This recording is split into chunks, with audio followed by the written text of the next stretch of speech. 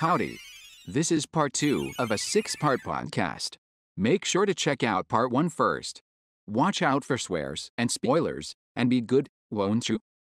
I was going to say that talking about how the Snowgrave feels like a playground rumor is the perfect segue into it was actually something someone in my stream chat mentioned, like when I was reacting to the Spamton Sweepstakes, but all the information we've gotten in the Spamton ARG about Noelle is that she used to run a video game glitches and like rumors blog, essentially. Yep. And so she was doing that for her entire childhood. And then when you take her to the Spamton door in the Snowgrave route, which opens essentially like you're finding a glitch, you have to do this really counterintuitive series of steps. She calls that door nostalgic, which someone in my chat pointed out could be a reference to her feeling nostalgic for her days glitch hunting in these sort of creepy video games. Yeah. Or even more specifically to the door in the Ice Palace that she found. It's the door you reach by going up as your final step. Yeah, that too. But I But it thought also that was might really be a smart. reference to Gaster again. Oh yeah, Yeah. In that what is it? In that blog post, it specifies in the Maze Noelle blog post. It specifies that you get to it by going up the last. That's the one. final step. Yeah. Yeah, which is a weird specific thing. So I don't know that. Yeah, that was the one part which is like, what's going on here? But yeah, and it's very interesting and kind of confusing to hear all this backstory between Noelle and Spamton. It's like, yeah, sure, Spamton plays a pretty important role in the Snowgrave route, but I never would have guessed that they have this like connection. So yeah, like Spamton is very important, but not visibly related to Noelle in chapter 2. But this almost like recontextualizes that as Spamton being much closer tied to Noelle all along. I just want to point out that since the beginning, this has obviously been planned, because when chapter 2 came out, a lot of people don't know this, but every enemy has an element type, and they are weak or strong against certain other elements. It's like a system that the game barely tells you about. Spamton, for some reason, was classified as cat elemental, and everybody was like, wow, that doesn't make any sense. And now it suddenly makes sense. Yeah, HalfBread did a whole video about that. Oh shit! Because of the cat petter connection. Yep, because he's a glitch. Okay, let's go over that quickly then, because I feel like that's kind of one of the more abstract parts of the ARG, is that Noelle, one day she was trying to get secret eggs and cat petters, and one randomly spawned that was a white egg that would never hatch. And eventually, after long enough, left because of happiness. It got too happy and left her game. And the assumption, I guess, is that was somehow Spamton. Well, importantly, too, is that the mod pack that Spamton showed up in while, like, the mod pack she was using was called Symptom, which is, like, super close to Spamton. Like, the word is almost the same word. No, that wasn't the mod pack she was using. She was referencing one that Alfie's made with the Simpton family, which is just a Simpsons parody. Yeah. I think that's unrelated. It is close to Spamton, though. Yeah, I do want to clarify. But there is like, we're talking about, because there's Deltarune /egg and Deltarune /blue circle. Those are, I think Andrew like mix the two of them together a little bit. No, there's, I think the egg one. I've got it in front of me here. Hang on. Spamton does touch upon this in the Q&A as well, but he says that Noelle isn't his mom so much as she's the only person who read his emails, so he gave her the string of numbers that she used to get the peepus in cat petters as the world's first charity, is what he called it. HalfBread, tell us about elements. By God, I have so much. Although, now you mention the elements, that's another thing I think could totally end up getting retconned in once the full game's out, where it's like have the comp, because it's not like retconning necessarily. It would just be adding mechanics to like earlier chapters. It would be like when the wave dash gets explained in Celeste, the mechanic was there the whole time, but you never were supposed to know about it. Like, I think it'll come up a lot more. Don't seem to do anything in chapter 1. Yeah. Oh, so they were actually retconned in. But yeah, I could totally picture Ralsei coming up. I wouldn't be surprised if that was changed. Yeah. Chris, did you know there was an aspect of the combat system the whole time? We'll probably get more use out of them when we have a weapon that inflicts an elemental type of damage. Well, I think Time another hits thing were there all along. So something that we also got to keep in mind is both the original 2018 demo and the Chapter 1 and 2 release are still technically demos and not a complete version of the game, so there's always room. I mean, for crying out loud, we had a patch of Chapter 1 and 2 where you could skip Giga Queen by getting a game over, and then it would just... Don't talk about 109. We don't talk about 109. But is the script like now done, or like is it broad stroke of the script like now totally completed? Was that something? I think they have been for a while. I believe the game script is done. Yes. I think the story's done. I just think it's not just like the finer details haven't been like of the actual game. I think some of like the lines in the individual scenes haven't been written. But, you know, the plot lines are there. Let me check our 2020 update. The 2020 status update was the most thorough in terms of breaking down the progress at the time. So I'm going to scroll through that real quick because I think that is good to know. So he had a whole section for chapters 3 and up, and story and game progression first pass was completely done for all the other chapters. Cutscene dialogue was 95% done for all of the other chapters as of 2020. Map design... Oh, go ahead. Yeah, so it was done even probably by chapter 2 release. Yeah, that makes sense. I mean, if Toby has this all in his head, that would be the first thing. It would just be like putting it all down on paper and then filling it in with an actual game. Yeah. So there probably won't be like anything to the level of a Shadow Crystal retcon, but Remember when they changed the library door to go from a single to a double, and it's like so that it would work with the Darkworld door? Yeah. It was very minor, but yeah. There's other retcons that have happened. It made everyone that talk about.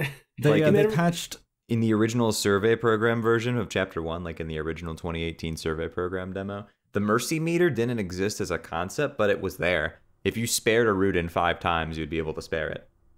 Oh, okay. Interesting. I read it's always been there, but it got a visual overhaul in Chapter 2, but the mechanic was there. So I feel like something like the elemental system being there.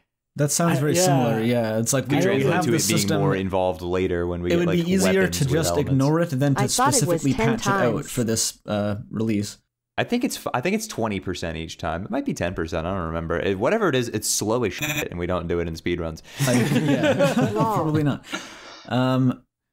There's also that line about where I did all the narrator. I analyzed every piece of narration in the game, so this sticks in my mind. But when Chris drinks the hot chocolate in Chapter 2, it used to say Chris's throat tightened, but then they changed it to your throat tightened in a patch. And it's one of the only pieces of dialogue that was changed like that, which is weird, but...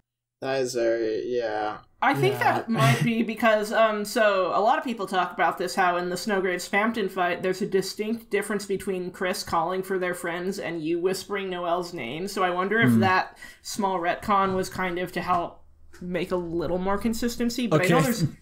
Yeah, maybe I shouldn't have brought this up because it's inconsistent in other ways, and this is just one of my videos, so never mind. Let's drop this.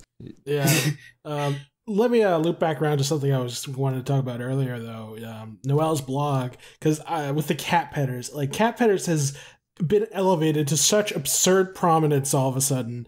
Yes. And I was so confused in my head because she has one blog where she's talking about getting a white egg out of nowhere, and another blog talking about getting the peepus. But they're so similar with her getting something and then losing it that they were just melded in my head, and it's so strange. It's like, what is this saying about the nature of the egg from the tree or the nature of the peepus? Okay, I got a few thoughts. Oh, go ahead, Andrew. Okay, first I want to walk back what I said. I said earlier that the white egg was probably Spamton. I don't actually know. That was just a random spitball. There's no real reason that would be true. Yeah. But the white egg is much bigger. I think that Toby is aware that he's maybe being confusing about having these two different colors of egg be plot relevant, because one of Spamton's tweets in the Q&A was specifically saying that a white egg would be another man's treasure, which I think is Toby just saying, don't confuse the two types of eggs. Peepus is not an egg.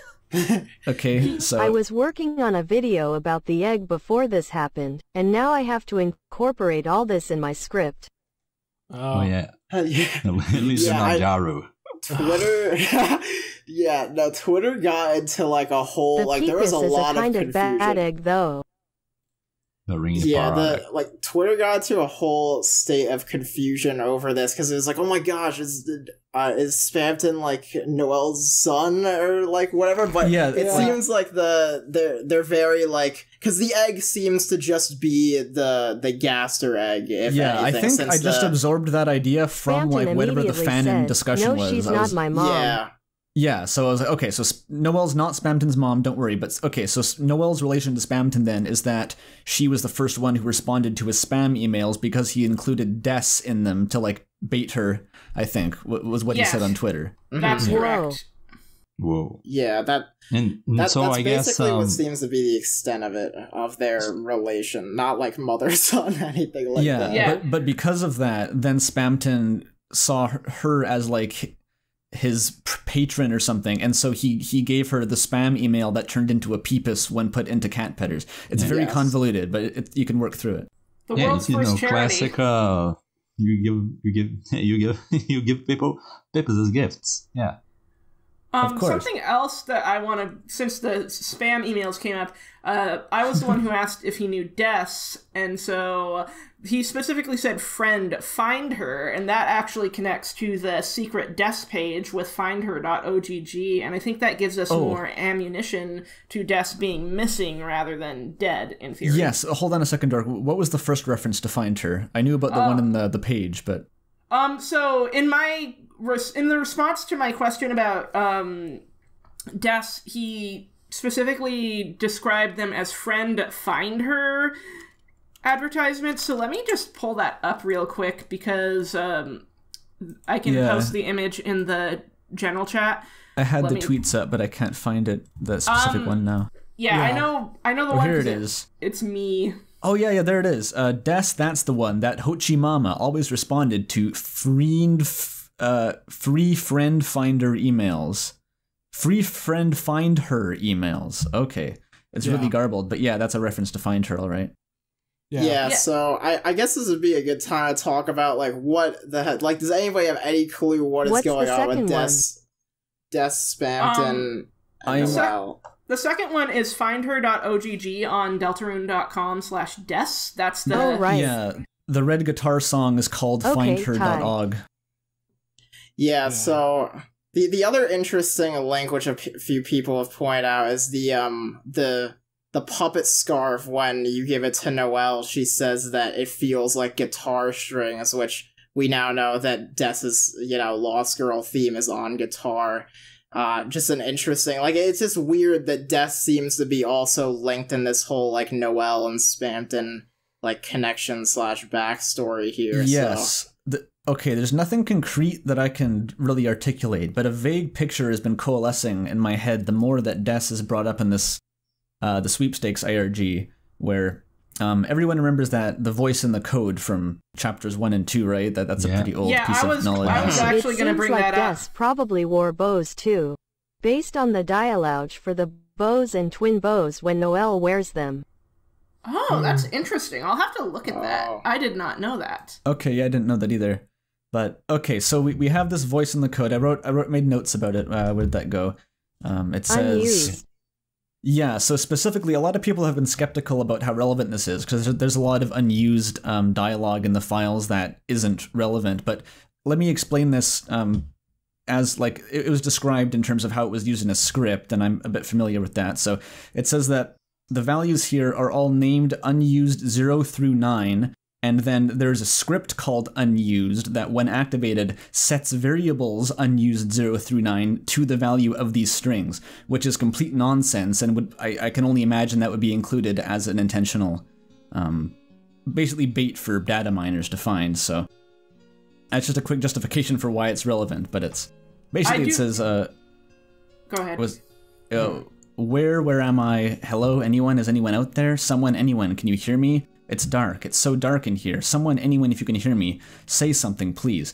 So that kind of thing. There's someone who seems to be lost in a dark place and is only visible in conspicuously unused strings in the code. This, for some reason, triggered something in my mind about I did a all the video stuff. on that one too. Yeah, I actually touched on that in my desk theory last year as well, because this dialogue actually changes between Chapter 1 and Chapter 2, but also has a Japanese translation, and Spamton has dialogue very similar to it. Yes, okay. Code. Genre code. Right. Basically, what I'm saying is that this is all becoming more and more interconnected now with the Sweepstakes ARG, because you have this someone who is lost in the code. We now have the song called Find Her, Spamton referencing Find Her, which is also related to Des. We have the theme called Find Her is the same as Lost Girl, which is Noelle's theme, and Noelle is Des' sister. It's just all becoming a tighter tangle, I guess, is how I describe it. Yeah. And furthermore, we have this imagery or themes, I guess, whatever, of like glitch hunting and obscure game secrets being brought in now via Noelle's blog more and more. And it's like that the kind of thing you'd have to do to find about the voice in the code is the same thing that, you know, Noelle would be doing looking for glitches and stuff. So I'm not sure what the takeaway is here. I kind of regret not digging this. into that before the sweepstakes. Was there much about video game glitches before? I think that much of the video games, the sweepstakes were about glitch hunting. But was there a lot to it before? I don't think so. There was like some subtle things, like if you look in Noelle's room in the mansion, she also has an interest in like online cryptid lore, like is Icy real cryptid? So she's definitely already been set up to kind of have this connection with both video games. The egg hunts are similar too. That's the sort of thing you'd only do if you were looking for secrets. Yeah. Yes, exactly. Yeah. So the eggs are now also sort of tied into this vibe of like finding the glitches, finding the secrets. Something else. One thing. Yo, Jaru. Yeah, I think Shayy may have to leave soon. Is there anything that we'd like to hear his input on before he skedaddles? Any like specific topic that springs to mind? I'm up for whatever Shayy feels interested in talking about. Anything that interests you in particular? Well, let's see. I think we covered everything. We got the Spamton Sweepstakes mostly covered. Got all the new stuff. What do you think of the live stream, though? That's important. I want to. Well, I was wondering why Toby made the tweet like, none of this is canon. I was like, okay, maybe it's going to have a couple of jokes in it. And the moment I started watching it, I was like, all right, now I understand. Now I understand why he made that tweet. I was like, holy shit, what am I watching, bro? Yeah, it was a journey. It was great. It was very entertaining. Very unique. I love the like the analog horror / 80s scam vibe it had to it. Oh yeah, it was perfectly well done, extremely well done. I'm not gonna try to look at it for any lore reasons. Like, there's probably something there, but like, I don't know. Yeah, I don't want to sit down and have to decipher what Spamton ass means. But Spamton ass is the most important piece of new Deltarune content we've got. Someone's gonna decode that weird like Among Us is canon. Yeah, that is true. That weird like yoga that they were doing in the back into like some sort of sign language that decodes into like Gaster is real 1997. Gaster is real 2041. Exactly. Gosh, so another thing too with the whole sweepstakes thing is he said that we got the best ending for the sweepstakes stream, so I wonder what the other ending even was. Yeah, right, because Spamton died. Spamton is dead. No. Spamton didn't die. Spamton died. Spamton is dead. But, like, I wonder what the silence ending was. Like, it already feels like this was not really the good ending, so... I think we got baited, because the original question was if Spamton would die. Spamton G is fine. Yeah, the original question was Spamton G. Spamton, will he die? And we chose no. So that means Spamton A. Spamton died. I wonder if the other ending had him be alive at the end. I think there is no good ending for anyone and anything surrounding Spamton. I think that's everyone dies. The FBI comes for us all eventually. So I just remember something else we may want to talk about while Shayy is still here is the whole Tenna and Mike stuff, and just the way they confirmed that Mike is a thing, but he is not necessarily the TV. Or as Two Left Thumbs pronounces it, Tina. Yeah, I still instinctively call the TV Mike. I kind of got used to the Phantom interpretation. Yeah, Fanon's it's nasty sometimes. We might not even know, like, Part of the reason why I was jokingly dismissive of Mike for so long is because people started like assuming so many things about him, and that gets annoying. And we don't even know what the guy looks like. Yeah, I was always pretty skeptical of Mike. For a while, I had the belief that it was literally just like a reference to like Mike Ditka. Mike Ditka, yeah. That was my thing. I was like, okay, it's just like a few funny little lines here about like I thought Mike it was Ditka. feasible that it was a reference to something in a future chapter, but like that was it. I still don't like people claiming that the face in the basement is Mike when it clearly has Spamton's eyes, and I don't like when people are like, well, the TV is obviously Mike, but Mike is a microphone.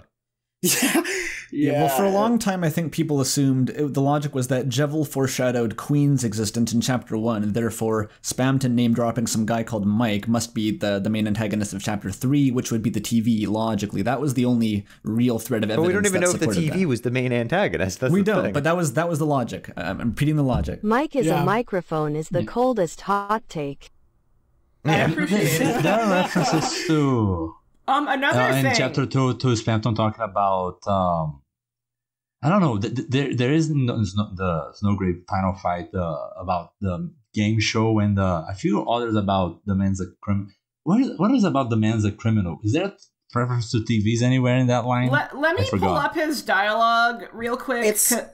I believe the line is the line in Spamton's shop is he says like Mike and goes all serious for a second, and then he's like, Chris, like don't believe what you hear on TV or what you hear on the news, like the man's a criminal. Yes. Which leads a lot of people to believe that, Tenna kind of like defamed Mike is the now interpretation of it, is that Mike had his reputation let me kind make of a guess. soiled. Ready?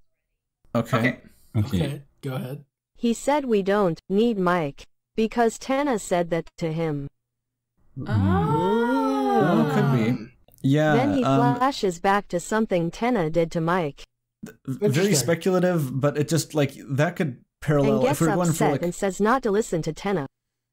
right. If we're going for like a Hollywood theme, it's pretty classic narrative. Is like essentially going in with working with some people, then being approached by like a larger entity and then scooped up and you betray it. That was like BoJack Horseman, right? So if similar situation with Spamton and Mike, a possibility. There is like one tweet in the Q&A that someone asked, oh, what's the deal with Mike? And I think the Spamton response is something along the lines of, oh, are you with the cat food crew? Yeah, I'm not gonna tell anything about it. So you don't know a thing about Mike. Yeah, Spamton is like protecting Mike from Tenna. That seems to be beforehand the juxtaposition in Spamton's dialogue of Mike and the CRTs and don't believe what you see on TV. That sort of could be interpreted as Mike being the TV, but now it's pretty clear that it recontextualizes that as Mike was Spamton's friend and the TV ruined it, kind of. Mm-hmm. Oh, also, in the fight he says... Yeah, what is his dialogue about Mike in the fight? I can't remember. We'll turn those cathode screens into... Cathode screams. Screams, yes. Into cathode screams. Yeah, so Mike wants to f Tenna up big time. He's really mad about Tenna. The way you worded that, I was like, Also, if you attack him, he says, "Are you getting all this, Mike? I'm finally going to be a big shot." Ah, there it is. You watching Mike? It's part of my comeback special. Oh, yeah. Good catch. So yeah, they were clearly friends. That the dialogue on the Damn You Tenna page is, damn that boob tube. You're the one that should be having a refreshing night's sleep in the recycling bin. Everything is his fault. And then he says everyone is going to pay everyone except Mike. Yes. Yep. Pretty clearly paints the picture. Yeah.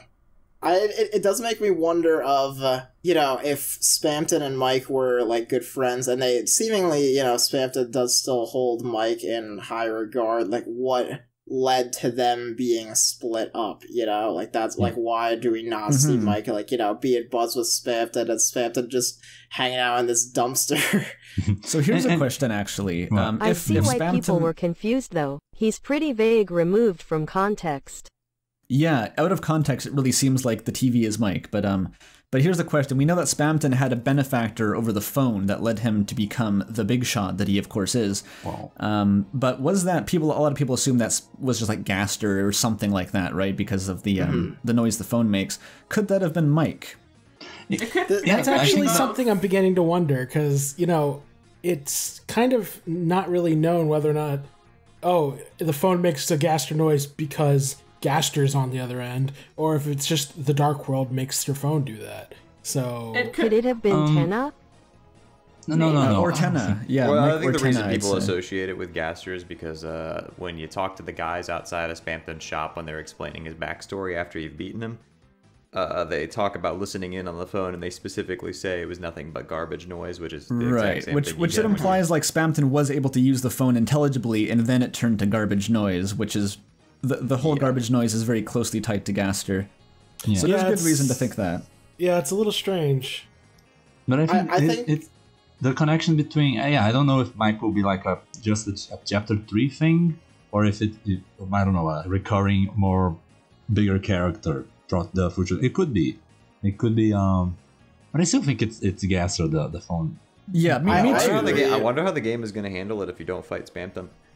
Yeah, that's a really good point. Actually, one thing I do want to draw attention to is there is a this theory I've been seeing on Tumblr more recently that, like, so the Dark Worlds manifest in real-world places and real-world objects, and yet Darkners will reference Dark Worlds that don't even exist yet. But there's this theory that I've seen kind of growing that at one point all of these Dark Worlds were tangible places that were connected as one part of a bigger Dark World rather than kind of siphoned off, and, like, maybe it's, like, the Dark World versions of these people once truly did exist in their own domain, but something shattered the Dark Worlds, and, like, the Shadow Crystals could kind of be a symbolic representation of that, too. Yeah, That's that's interesting. Or Interesting. Darkners are still Interesting. alive, even when there is no dark fountain. Yeah, the way that I've always explained it to myself is that it's rather hard to articulate, but, like, the Dark Worlds, they all exist together as their own places, but they only start having existed once you create them. But once someone creates the fountain, then the Dark World and its history and its relationships with other Dark Worlds are all simultaneously then sort of loaded into memory, so to speak, and then you can talk to them. Yeah, I see agree. that. Yeah, that's more or less what I kind of think. Is That was definitely my, like, consensus as well. But I think if there's, like, one thing that the whole, like, Spamton Sweepstakes thing, which you didn't talk about, which is pretty huge, is that Spamton was just straight up talking to Noelle before the events of Deltarune ever happened. Oh so- yeah. Yes, but through spam emails. So that was his manifestation then in the light world, before he was, like, made anthro, I guess you could call it. The way that my working theory is that basically, like, you mentioned how they might have all existed as one place before, and then they were sort of fractured off. I like to imagine that Chris maybe has been doing this Dark World thing for, like, a long period of time. Yeah, I thought about something like this. That And or either Chris has been doing reason this. that they fractured, or the reason that they disappeared for a while, was Asriel leaving for college. Like, maybe they had that. Maybe this was something they had done together as kids, and then when Asriel left, it was like, oh, and that's where Mr. Ralsei comes in. I would But that's also that's like, just a that's- theory, though. Hang on a I sec, guys. Half-Bread has been Yeah, locked the out again. script will But let's take is- a couple of Okay. minutes. I think now's a good time for me to ball out as well. all right. So Well, thanks for joining, Shayy. Thank you Have a for great joining. Yeah, day. thank you for joining. Mm-hmm. Yeah, that was I sort of couldn't pay attention to that because I was thinking about the text-to-speech thing. But what is he saying, that the Dark Worlds shattered because Asriel left for college?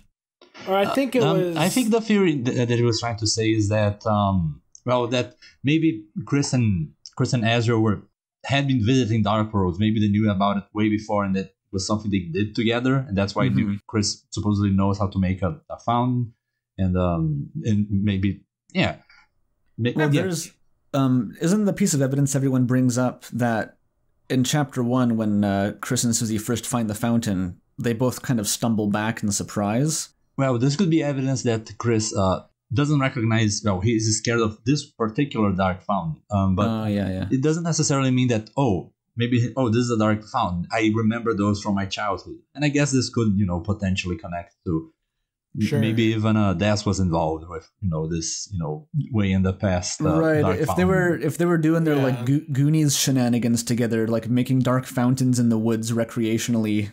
Years ago. Yeah, that could be the case. Yeah, and Chris reacting in fear could be a case of, I didn't make this dark fountain. Why is it doing that? That's I guess that's one way of. Yeah, I'm not sure. I particularly. I think I have to believe the idea that like the history of the Darkworlds is generated by the fountain. Like I think that's the simplest way to go. Yeah, I think I mean, again, they could introduce like piles of new lore to explain what the Dark World is later, but for now, that's the only thing that really makes any sense to me. Yeah, and also, if Azriel forgot and Chris... did I get to comment on this subject yet? No, you didn't, because you were having technical difficulties. Yeah.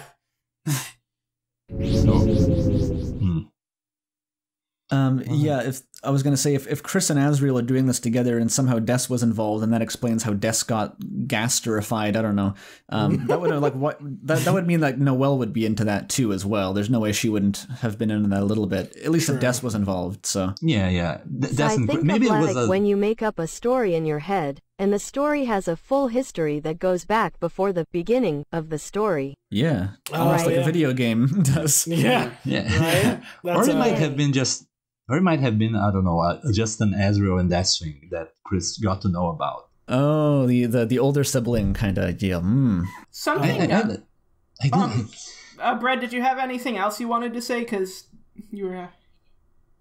Who, me? Oh, I was asking if Brad had anything what was else. that? I was just asking if you had anything else you about wanted to the say. older sibling. The Dark World stuff in general, just like the nature of the Dark World. I missed it. Oh. It sounded interesting. Okay.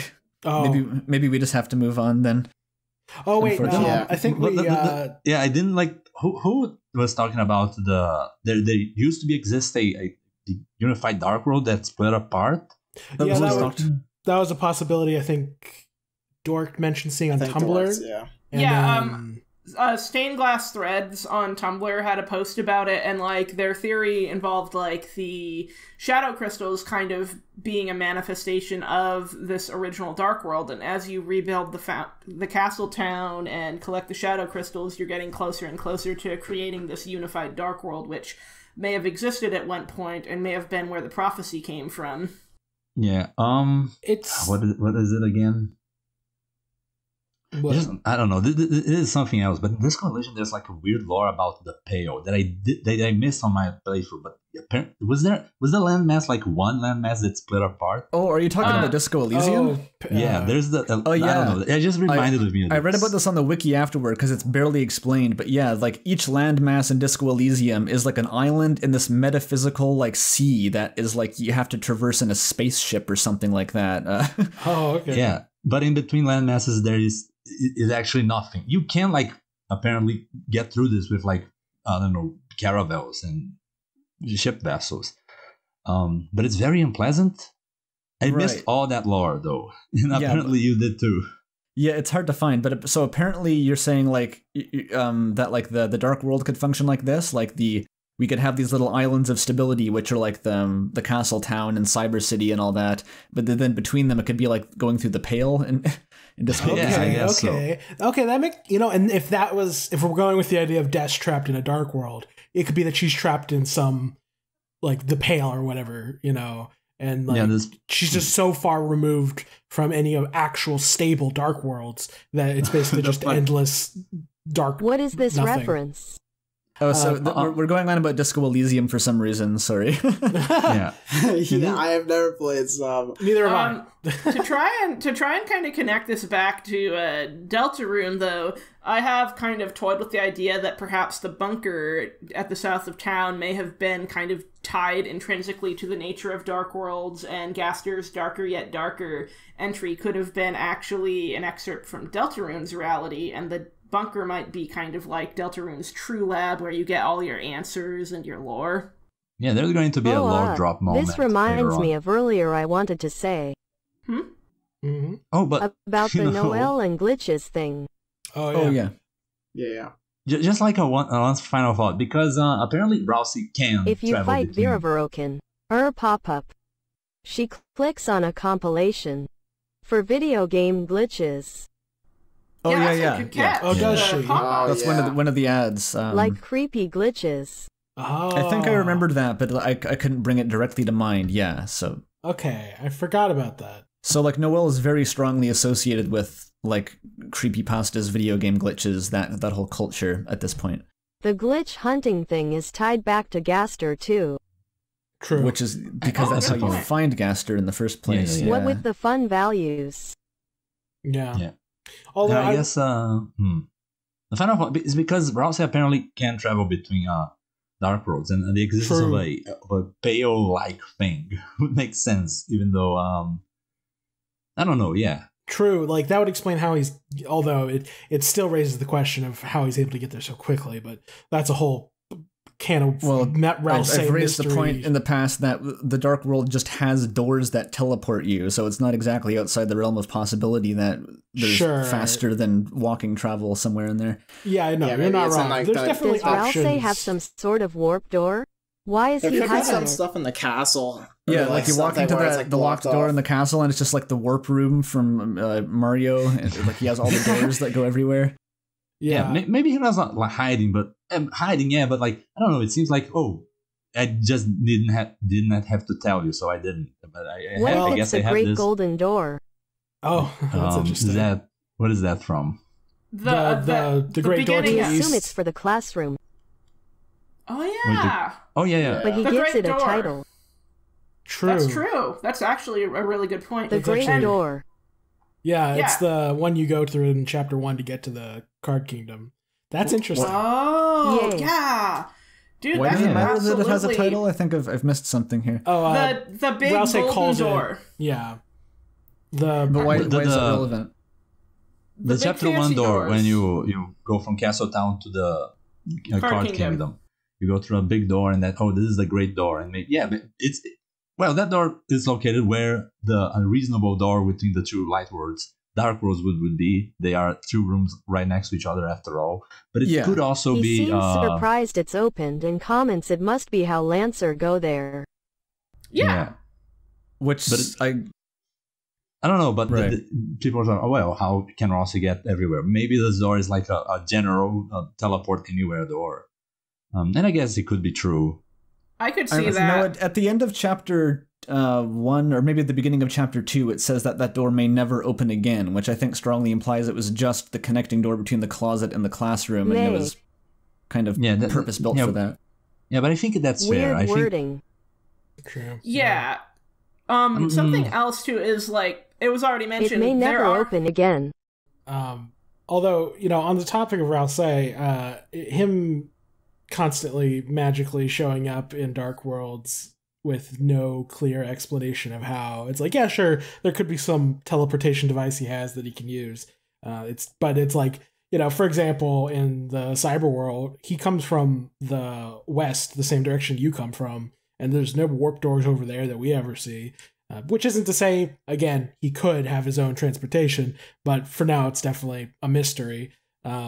But it's especially, on the topic of, maybe he just hasn't shown it to us yet. It's like, it's a mystery that people don't talk about very much. Is the fact that he made rooms for Chris and Susie strangely quickly, all things considered.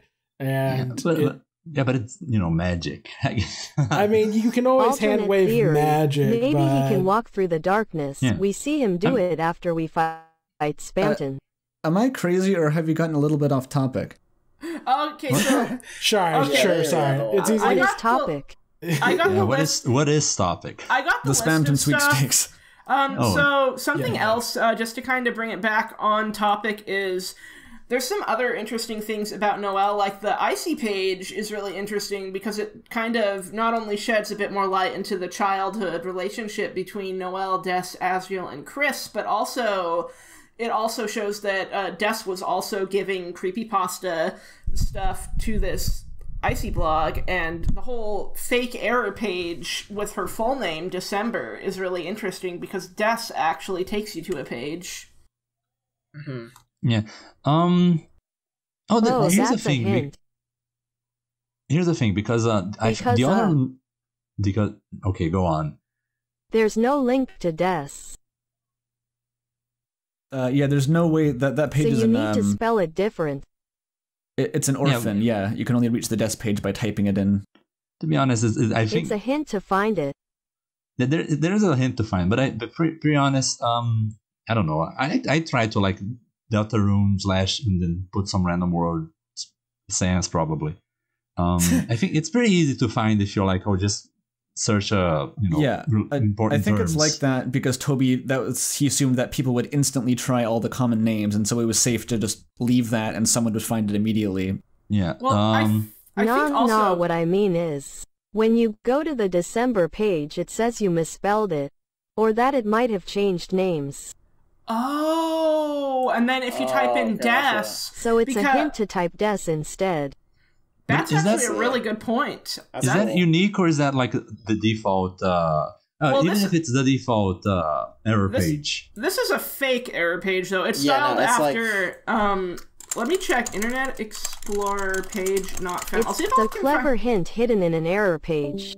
But it's like a hint that wouldn't be necessary at all. That was the funny thing, because people probably typed in Des before December, within the first microsecond of the ARG starting. But although to be fair, a lot of people were debating if Des and December were the same person, so having it set up like this where people would try to type in Des, I think might have been by design because it was very slightly ambiguous until now. This is completely confirmed it. That's nice at least. Yeah. Also there's Deltarune.com/man. That doesn't. There's no hint for that. It's also an orphan. It's also an orphan. orphan. The hint for that is egg. Is it? Man takes you to the egg page. We have a way to reach the egg. Yeah. But is there even a reference to man in egg? I think so. It stands to consider we might try man.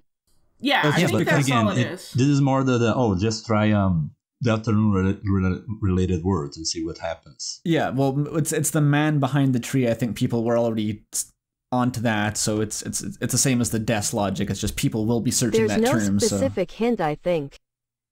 Yeah, like the egg page is linked from one of the sweepstakes items normally, but I think people kind of connected the dots. Well, if there's an egg page, there might be a man page, so let's try it. Yeah, of course. Yeah. Interesting. One funny thing about the December page. My server found it before it went live. Oh, wow. Oh. Nice. So wait, what do you mean? Dang. Oh, yeah. Wasn't there was one page that I saw getting posted that was reviewed. I don't remember now. We were just trying random words constantly. That might have been the dog check page that was found really early. Yeah. What do you mean? If you type in an invalid link, you just get the sleeping annoying dog, and that was added for the ARG. We found a lot of stuff before it went live. Oh, cool. Right. What all did you find? That's really interesting.